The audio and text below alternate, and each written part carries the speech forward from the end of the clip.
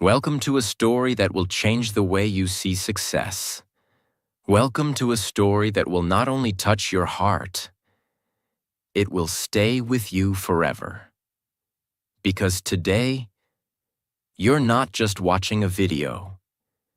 You're entering the real life of one of the most famous, most beloved, and most unstoppable men in the world. A man who made the whole world laugh while hiding his pain. A man who jumped off buildings, broke his bones, cracked his skull, shattered his body, just to entertain us. A man who became a global superstar, but never had a real childhood. His name is Jackie Chan. But this is not the Jackie Chan you know from the movies. This is the boy who was abandoned by his parents. The child who was beaten into discipline. The stuntman who nearly died again and again, just for one more shot. The legend who made billions, then gave it all away. And the old man who looks back at his life, wondering if he forgot to live. In this video, you will discover the brutal training Jackie survived as a child, the heartbreak of being separated from his parents for 10 years, the dangerous stunts that almost ended his life, the loneliness of global fame, the regret he carries about his son, and the ultimate truth he learned after decades of sacrifice. You will also learn how real success is built, not with shortcuts, but with discipline, failure, heartbreak, and courage. And here's the best part. This video will also improve your English. Because as you listen to this story, told in easy, emotional, clear English, your brain will connect deeply with real vocabulary, natural sentences, and powerful storytelling. You won't just learn about Jackie Chan. You'll start thinking in English as the story flows into your mind. So get ready. Get ready for a story that is not just emotional, not just motivational, but one that will stay with you for life. Let's begin. Part 1. The Boy with No Home, Jackie Chan's Painful Beginning. Jackie Chan was not born rich, he was not born strong, and he was definitely not born famous. He was born as a poor child in Hong Kong on April 7, 1954. His real name was Chan Kong Sang, which means born in Hong Kong, because his parents had just escaped from civil war in China. They were refugees. They had nothing. His father, Charles Chan, worked as a cook. His mother, Li Chan, worked as a housemaid. They didn't have money for toys. They didn't have time for love. They didn't even know how to raise a child. So when Jackie was born, they gave him to someone else for a few years, just so they could survive. He grew up alone, and the only thing he understood, even as a small child, was this: I have to be strong. Nobody is coming to save me. When Jackie was 6 years old, something happened that changed his life forever. His parents got a job offer to work in Australia. It was a big chance for them, but they couldn't take Jackie with them. So they made a decision that would leave a scar in his heart for the rest of his life. They left him behind. They enrolled him in a place called China Drama Academy, a boarding school for Chinese opera performers. But it was not really a school. It was more like a military prison for children. The master of the school was a cruel man named Master Yu Jim Yuen. And Jackie was now one of his students. At just 6 years old, Jackie was thrown into a world of pain, discipline, and endless training. The children woke up before sunrise. They didn't have breakfast. They didn't laugh. They didn't rest. They trained. From early morning until late night. They trained their bodies, their voices, their flexibility, their reactions.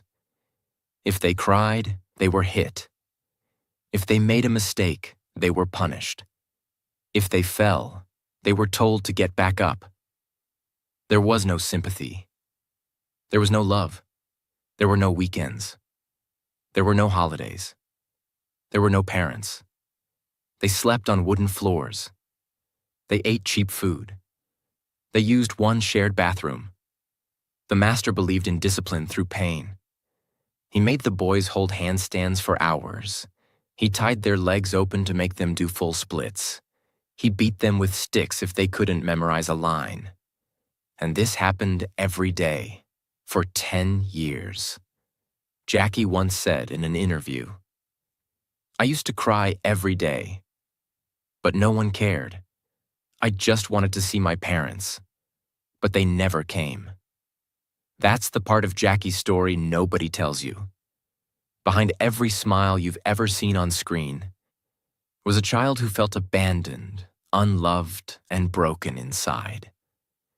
Inside the school, Jackie met other boys who would become his brothers. Together, they were called the 7 Little Fortunes. It was like a team of top students who were the best at acrobatics, kung fu, and performing.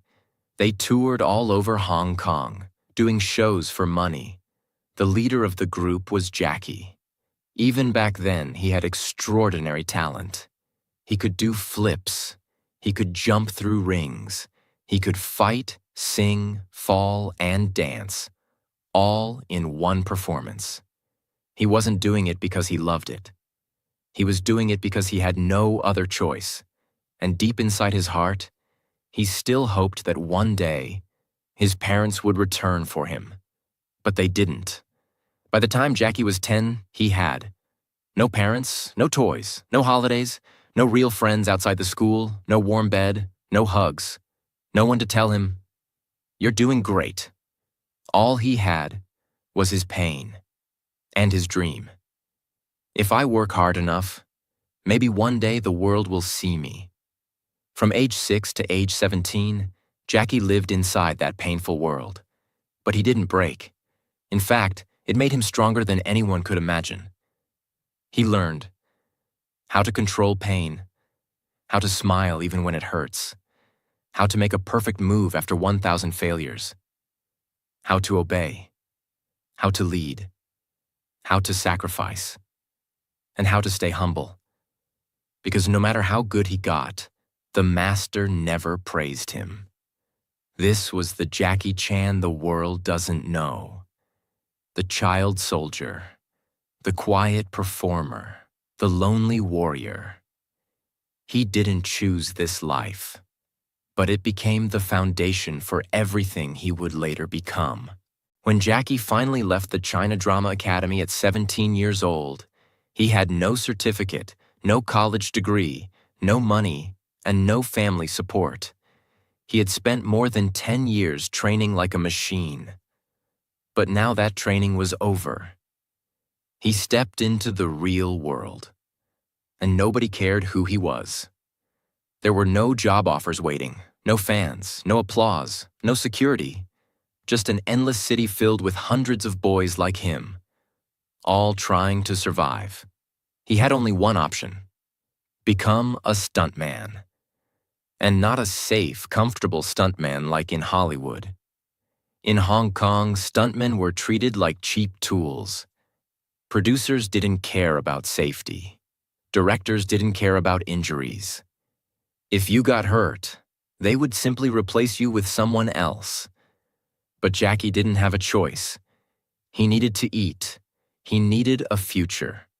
So he said yes, and walked straight into the most dangerous chapter of his life.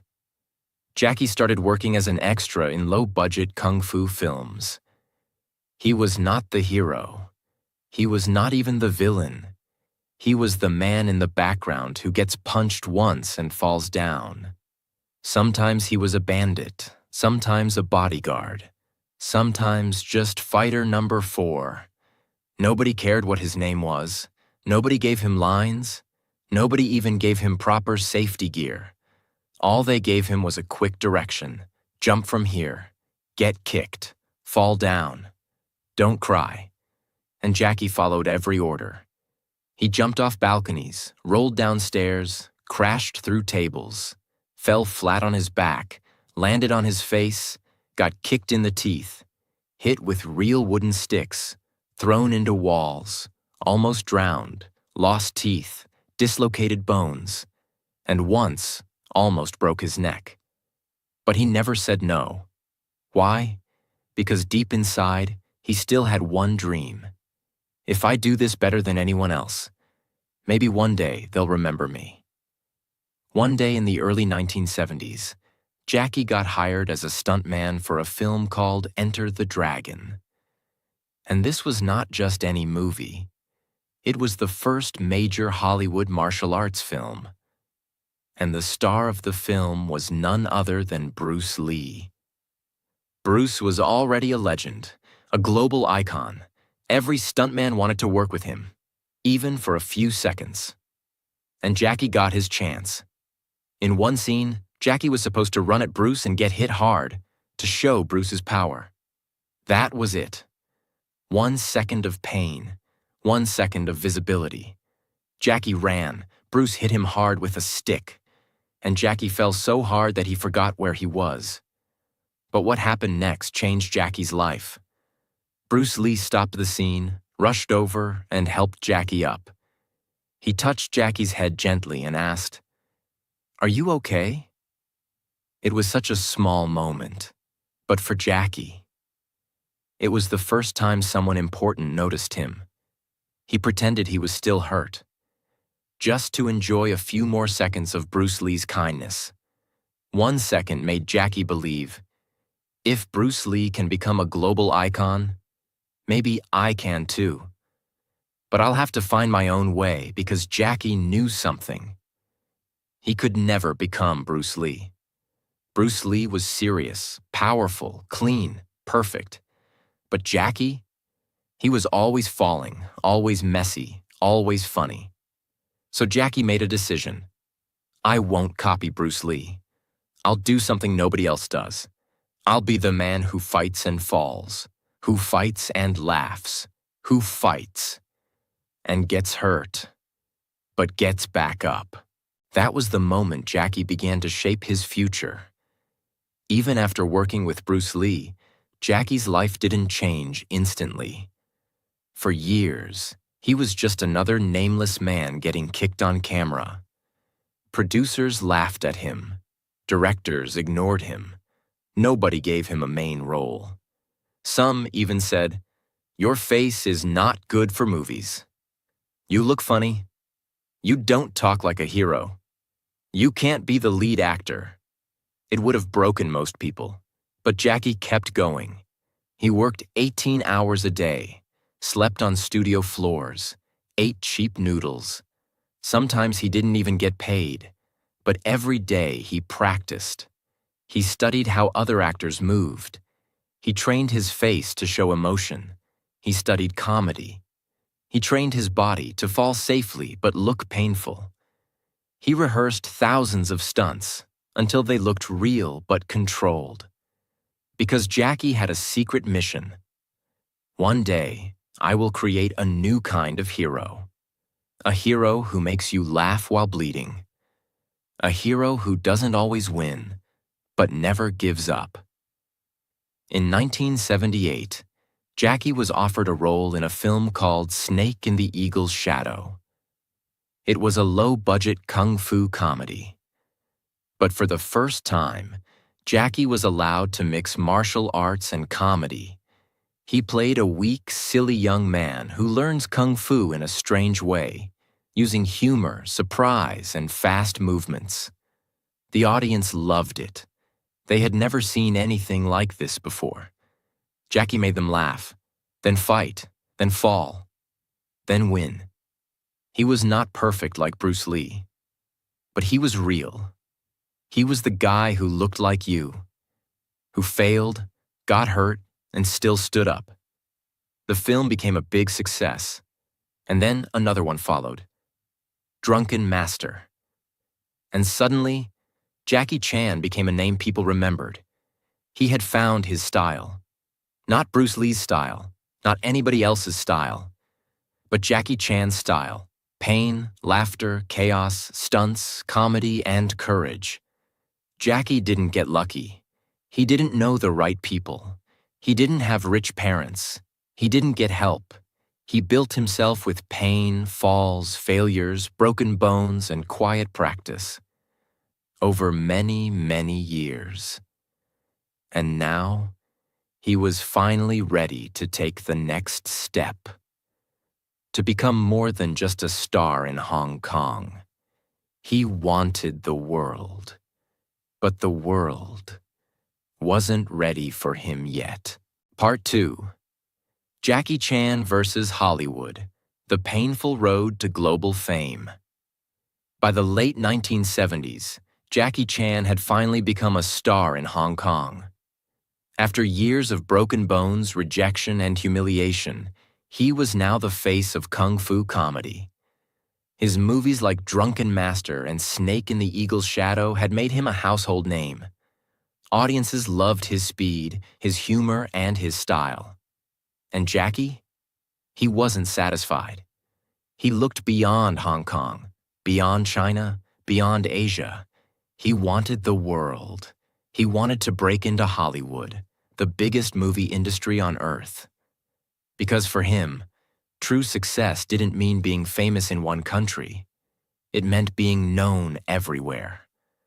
But what Jackie didn't know was that Hollywood wasn't ready for him. And his next journey would be one of the most painful, humiliating, and difficult chapters of his life. In 1980, Jackie got an offer to work in the United States. It was a dream come true. An American producer had seen his Hong Kong films and thought, this guy could be the next Bruce Lee. They gave Jackie a role in a movie called The Big Brawl. It was his first leading role in an English-language film. The producers were excited. Jackie was excited. Everyone thought it would be a big success. But the moment filming started, Jackie realized something was wrong. The American director didn't understand Jackie's style. He wanted Jackie to fight like Bruce Lee, serious, slow, powerful. But Jackie was not Bruce Lee. He tried to suggest ideas, fast moves, funny reactions, crazy stunts. But the director said, no, just do it the American way. Jackie felt frustrated and ignored. Nobody listened to his creative ideas. Nobody let him be himself. He was a guest in someone else's system. When the movie was finally released, it flopped. American audiences didn't understand Jackie. Asian audiences didn't like the American version of him. And critics said, this actor is trying to be Bruce Lee, but he's not even close.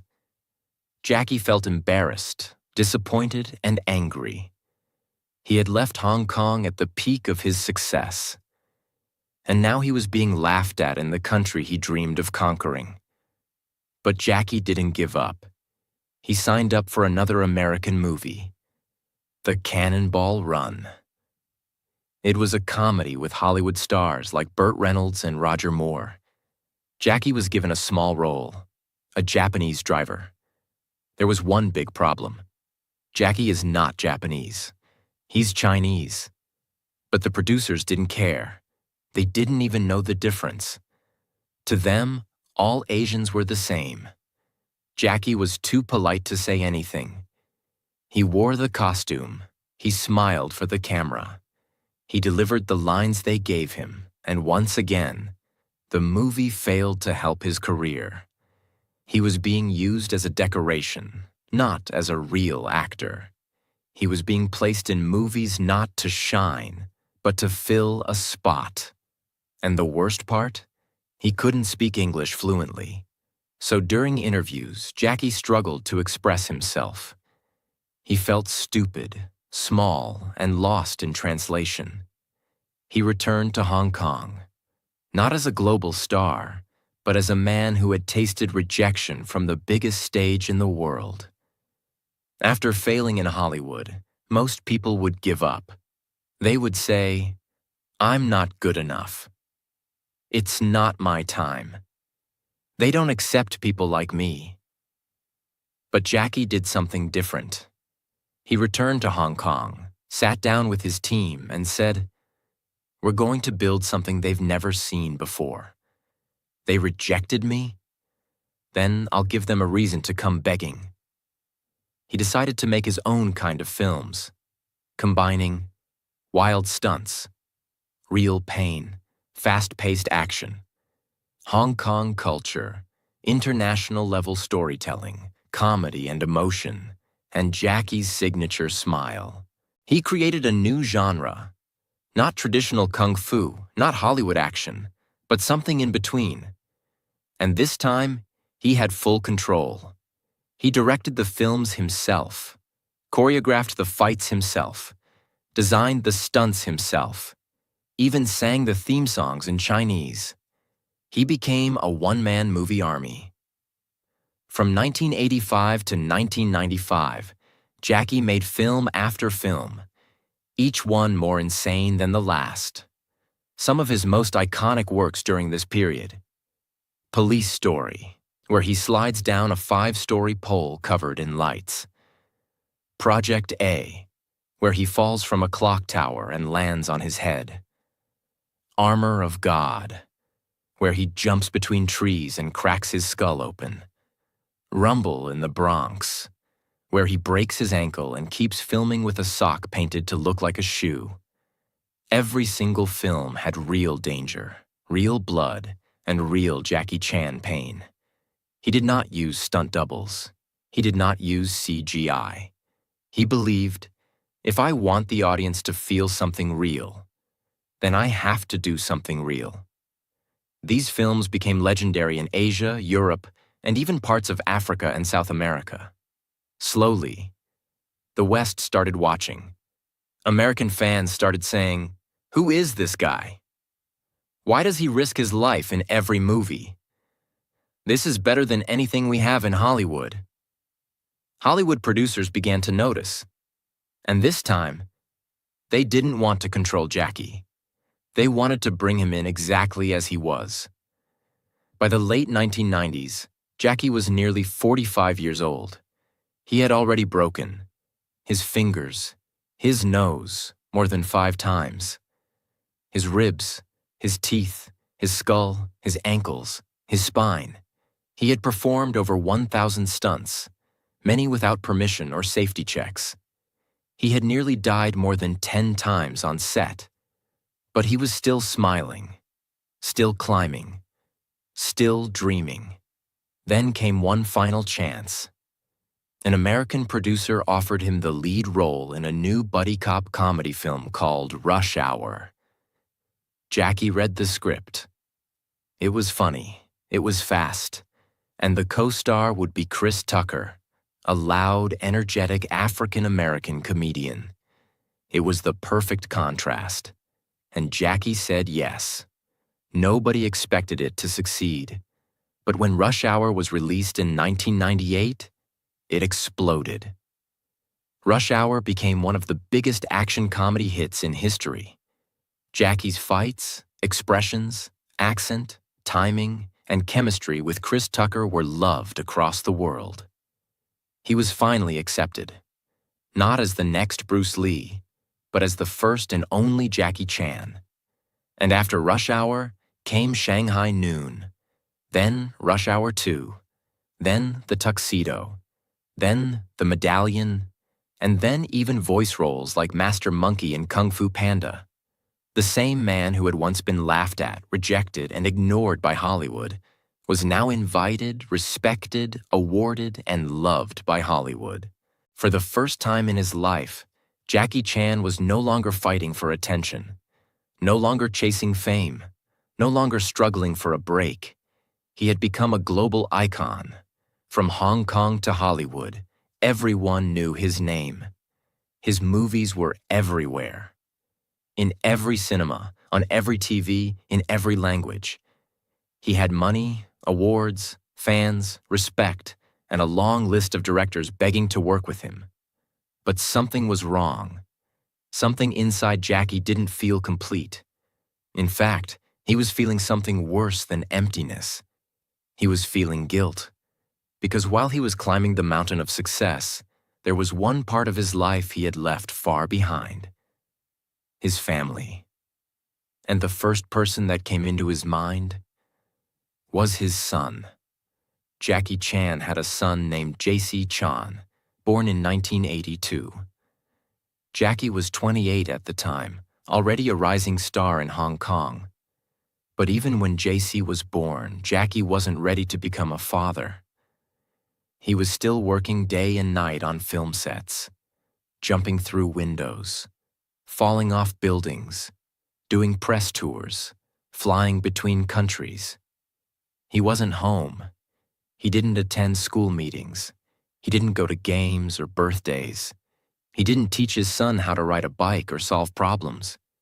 Instead, Jackie said to himself, "If I make more money, I can give my son a better future." But what JC wanted wasn't money. He wanted his father. By the time Jackie realized this, it was too late. JC had grown up feeling ignored, unseen, and unloved. In interviews, JC admitted that he was often raised by his mother, helpers, and private tutors, but rarely saw his father. And when they did talk, Jackie was not soft. He was strict. He was cold. He didn't know how to be emotionally present.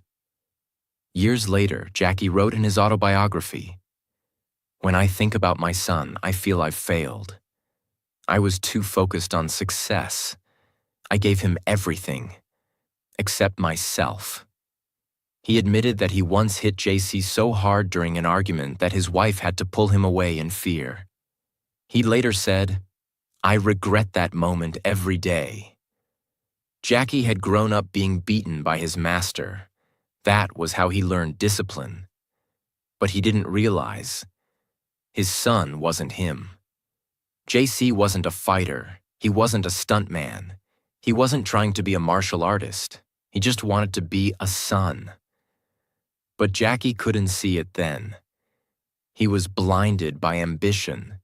JC tried to follow in his father's footsteps, entering the entertainment world. He studied music. He tried acting. But every time he appeared on screen, people said, "That's Jackie Chan's son. Let's see if he's like his dad. He better be great." The pressure was crushing, and JC struggled to find his own identity. He didn't want to flip off rooftops. He didn't want to fight 10 men at once. He wanted to sing, create, and just be himself. But being Jackie Chan's son means the world never lets you be normal. Jackie once said, "I gave my son too much. I tried to make up for my absence by giving him everything he asked for: cars, gadgets, opportunities. But I forgot to give him values. That was my mistake." He believed he was giving love by giving things. But what he missed was presence, emotion, patience, and listening. In 2014, JC was arrested in Beijing for drug possession. The news spread across the world instantly. He was sentenced to 6 months in prison. The son of Jackie Chan, known for discipline, strength, and clean living, was now in jail. The media went wild. Fans were shocked. Reporters asked, "How could Jackie's son end up like this?" But Jackie didn't blame anyone. He blamed himself. He released a public statement that said, "I'm ashamed. I feel pain as a father. JC must take responsibility, but I know this is also my failure. I didn't guide him well. I failed to be there when it mattered most." It was the most emotional public apology Jackie had ever made. Behind the strong body, the smiling face, and the fighter's heart was now a father full of regret. As Jackie entered his 50s and 60s, he started to reflect more deeply on life. He thought about his childhood. He thought about his pain. He thought about his career.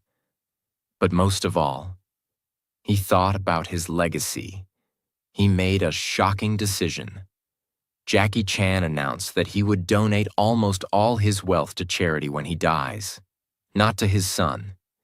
He said, if JC is capable, he can make his own money. If he's not, he won't know how to keep my money anyway.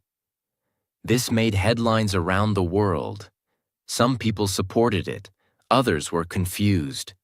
But Jackie explained, I don't want to leave behind money. I want to leave behind values. My money came from pain. If my son doesn't understand that pain, the money will destroy him. He wanted JC to learn the way Jackie learned, by falling, by failing, and by growing strong through it.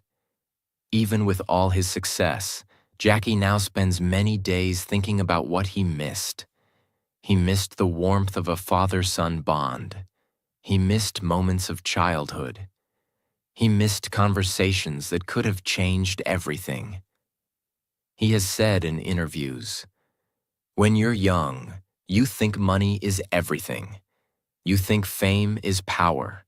But when you grow older, you realize the most important things in life are love, peace, and time. Jackie started doing more charity work, helping schools, orphanages, and young stunt performers. He became more active in public education, safety campaigns, and youth training. He also began mentoring young actors, giving them advice he never received, because he didn't want others to repeat his mistakes. Jackie Chan remains a hero to millions, but his legacy is not simple. Some criticize his political opinions, some criticize his parenting, some feel disappointed in how he handled certain things. But one thing is clear. Jackie never pretended to be perfect. He always showed his scars, his wounds, and his failures. And maybe that's what makes his story so powerful. He's not a man of fantasy. He's a man who rose from pain, loneliness, and confusion, who made the world laugh and cheer, and who now, in silence, reflects on what really matters. Part 3. The Final Falls of Jackie Chan. A body that gave everything. By the time Jackie Chan turned 60 years old, he had spent more than 5 decades falling, flipping, fighting, crashing, and surviving. He was no longer just an action star. He had become a symbol of courage, sacrifice, and unstoppable energy. But there was one enemy even Jackie couldn't defeat: time. His muscles, once hard like steel, had become tight, slow, and painful. His bones, once flexible like rubber, had become stiff, sore, and cracking.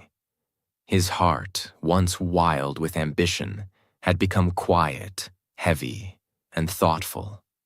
Jackie Chan, the man who flew through glass windows, jumped between moving cars, and fell from rooftops, was now struggling to do the smallest things. He couldn't bend the same way. He couldn't sleep without pain. He couldn't run without feeling the tight pull of years of injuries. But still, he refused to stop. By this stage in life, Jackie's medical file looked like a war survivor's. He didn't just get hurt once or twice. He was almost killed more times than most people can count. Let's look at the real list. Skull fracture from Armor of God, where he almost died and started bleeding from his ears. Broken nose, more than 3 times. Broken fingers, several times. Dislocated shoulders, many times. Fractured ribs, countless. Broken ankles. Once had to wear a sock painted like a shoe just to finish a movie. Pelvis injury, made walking difficult for years. Teeth knocked out, then fixed and lost again. Severe burns, from explosions gone wrong. Permanent hearing loss in one ear. Back injuries that still make it hard for him to sit for long. Chronic spinal pain from decades of abuse. And perhaps the worst part? Most of these injuries were never fully healed. because Jackie never took long breaks.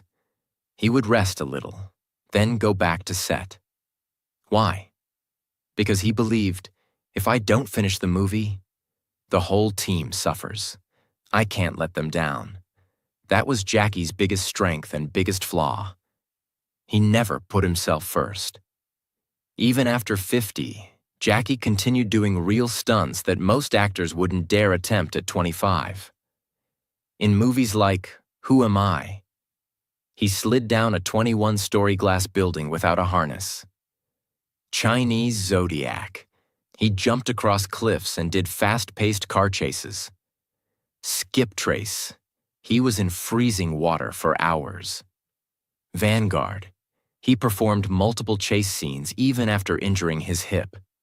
Producers begged him to use stunt doubles. But Jackie always said the same thing. If the audience sees my face in the shot, they believe it. If they believe it, they feel it. That's what I'm here for. To make them feel something real. That was Jackie's mission. Not just to entertain, but to make people feel something real, even if it broke him. After each scene, Jackie didn't go home smiling. He often limped back to his trailer, holding his back, icing his legs, sometimes crying from the pain. He couldn't sleep well. He had trouble standing for long. His hands would shake after every fight scene. And sometimes, he had to be helped just to take off his costume. But when the camera turned on, he became Jackie Chan again, because he knew there are people out there watching this movie who are going through pain, sadness, and depression. If I can make them smile, even for 10 seconds, it's worth everything. That was his mindset, and that's why the world loves him, not just for his talent, but for his heart. As Jackie reached his 60s, his doctors started warning him. They said, "You can't take another fall like this. If you hit your head again, you could lose your memory. One wrong move could paralyze you." But Jackie kept pushing, because stopping meant facing something he wasn't ready for: silence. For more than 50 years, he had lived in front of cameras. He had been the center of sets, the leader of crews, the man who jumped first. If he stopped, he wouldn't know who he was anymore. So instead of fully retiring, Jackie chose a new path. He would slowly shift from action to mentorship, from falling on screen to lifting others behind the scenes. But the transition wasn't easy. Jackie began investing in younger actors and stunt teams. He trained them, fed them, protected them, and gave them opportunities. The same way he never had. He created scholarships, opened training centers, funded film schools, and told every young actor, "Don't copy me, learn from me, and then do better." He also started doing more voice work, like in Kung Fu Panda, where he played Master Monkey. It was less physical, but still powerful, because Jackie realized something. Even if I can't fight the same, I can still inspire. That became his new fight, to use his story to lift others. In recent years, Jackie began receiving Lifetime Achievement Awards around the world. At the Oscars, when he finally received his honorary Academy Award, he said, "After 56 years in the industry, after making over 200 films, after breaking so many bones, I finally have one of these. Thank you." He smiled, but his eyes were wet, because he remembered the wooden floors of China Drama Academy, the rejections in Hollywood, the broken skulls, the broken heart, and the years of waiting for the world to understand his value. He also gave a speech in Beijing where he said, "If I had another life, I wouldn't do it all again. Not because I don't love my fans, but because I would like to live once, without pain." That was the most honest line he had ever spoken. Even legends get tired. Jackie Chan's body gave everything it had. It bent, cracked, bled, and carried his dream across the world. But now it's slowing down. He can no longer jump the way he used to. He no longer fights in the same style. He chooses carefully what to do. But in that slower pace, there is wisdom. There is peace. Because Jackie has proven everything. He doesn't need to fall anymore, because the world already rose for him. Part 4. The Final Bow. Jackie Chan's last chapter. The cameras are quieter now. The stunts are fewer. The crowd still scream his name. But Jackie no longer runs to the edge of the rooftop, ready to fall. He walks slowly now. He smiles more softly. He sits longer, breathes deeper, and talks more carefully. Because after spending over 60 years in the spotlight, after breaking almost every bone in his body, after rising from poverty to global fame, after losing himself, finding himself, and losing again, Jackie Chan is no longer chasing the next hit movie. He's chasing something else. Something he had ignored for most of his life. Peace. Today, Jackie lives a slower, simpler life. He still acts occasionally, but only in carefully chosen roles. He avoids risky stunts now. He respects his age. He listens to his body. Most of his days are now spent training younger actors, writing and reviewing scripts, attending charity events, traveling to give talks at schools and universities, sitting quietly in nature, reading, meditating, or remembering. He often visits his old stunt team, many of whom are also aging, injured, or retired. They share stories, they laugh, sometimes they cry. Because those men are the only ones who truly understand the pain, the fear, and the glory of what they gave up for cinema. Jackie pays for their medical bills, supports their families, and always says, without them, there would be no Jackie Chan. This is who he is now, not just a star, but a protector of those who built him. Jackie knows that one day he won't be here anymore. So now, he's focused on what he leaves behind. He is actively building film museums that preserve Hong Kong cinema and martial arts history, charity schools for children from poor backgrounds, especially in rural areas, scholarships for young filmmakers and actors, stunt training academies to keep the art of real action alive, archives of all his films, footage, outtakes, injuries, and behind-the-scenes materials. He's also writing more, books, letters, reflections, for people who want to learn from his life. But Jackie doesn't want to be remembered just as a movie star. He wants to be remembered as a man who gave everything he had, and then still gave more. Jackie has spoken openly about his aging. In one interview, he said, "There are mornings I wake up and I don't know if I can walk straight.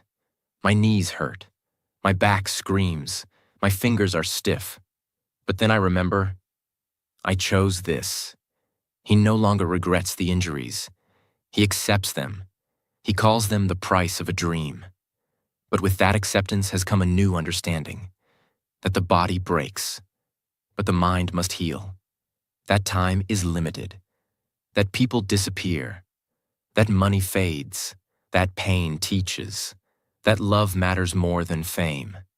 He has now reached a place in life where he says, I don't want more houses. I don't want more awards. I just want the world to become a little better. Because I was in it. Fame is not friendship. Jackie has millions of fans, but very few people who truly know him.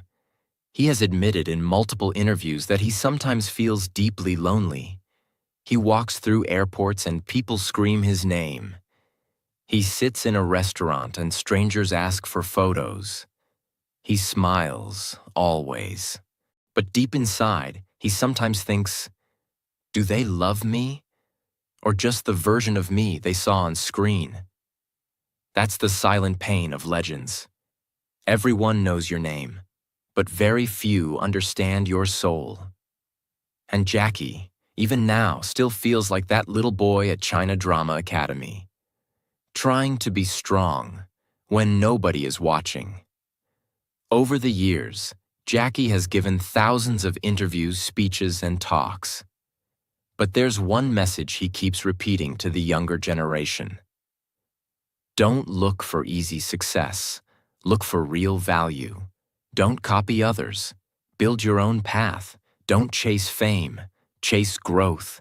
Don't give up when it hurts. That's where real strength is built. He warns young actors, don't think I'm lucky. I worked through blood. I was laughed at, beaten, doubted, but I never stopped. He tells them, the best life is not the easiest one. It's the one where you can say, I gave everything. And that's what Jackie wants you to remember. Not his movies, not his stunts, not his fame, but his effort, his dedication, his discipline. In his later years, Jackie began receiving the global recognition he had waited decades for. Oscar Lifetime Achievement Award, BAFTA Awards, honorary doctorates from universities, statues in Hong Kong and Hollywood, streets named after him, UNICEF Ambassador for Children's Rights. But every time he accepts these honors, he bows his head and says, I am not better than others. I just refuse to quit. He reminds the world, I was a nobody. I cleaned floors. I carried cables. I ate on dirty sets. I bled on cold concrete. I'm just the result of what happens when you love your craft, more than your comfort. In recent years, Jackie has begun speaking softly, but honestly, about death. He doesn't fear it, but he wants to be ready. He wants his last years to be useful, not just comfortable. He wants to pass down his knowledge, not just sit in luxury. He wants to leave a trail that others can follow, not a throne that disappears. He once said, one day my name will stop trending, my face will fade. But if I did my job right, some boy somewhere will keep going because of me. That's enough. That's everything, he also wrote. Death comes for all of us. But not all of us live fully before it comes. I lived fully. I gave everything. I can go in peace. Even with all the peace Jackie now seeks, there is one wound that never fully healed. His son. Their relationship has improved, but it's not perfect. They talk sometimes. They meet sometimes. But Jackie knows. You can fix a house, but you can't always fix a broken childhood. He doesn't hide this pain. Instead, he uses it as a lesson. He tells young fathers, your children don't need a hero. They need you. Don't make the same mistake I did. This is perhaps his deepest regret and his most powerful truth. In one interview, the host asked, what do you want people to remember when you're gone? Jackie paused, then said, I want them to say, he gave his life for others. Not just on screen, but off screen. He never gave up. He didn't pretend to be perfect. He made people smile. He made people stronger. He showed what it means to love your craft, your people, and your pain. He smiled, then added, and maybe they'll watch one of my old movies and still feel like I'm there, jumping, fighting, falling, and getting back up. One last time. This is not just Jackie Chan's story. This is a story about fighting even when nobody believes in you, smiling while you're in pain, falling again and again, and rising every time, building something real from nothing, becoming a legend, not by being perfect, but by being relentless. He was never the tallest, never the strongest, never the fastest, but he outworked everyone. And he never stopped. He became more than an actor. He became a lesson. So when you think of Jackie Chan from now on, don't just think of the action star. Think of the boy who was abandoned, the man who was doubted, the father who was broken, the body that was shattered, the legend who kept moving. Think of the man who gave everything so you could believe in something. If this story moved your heart, if you learned something powerful today, if you want more real, emotional, life-changing stories like this, that also help you improve your English every time. Then subscribe now and become part of something truly powerful. Because this is not just a channel. This is a journey of greatness. And it's only just beginning. Thank you for watching. Now go live your life like Jackie did, with fire in your soul and no fear in your fall.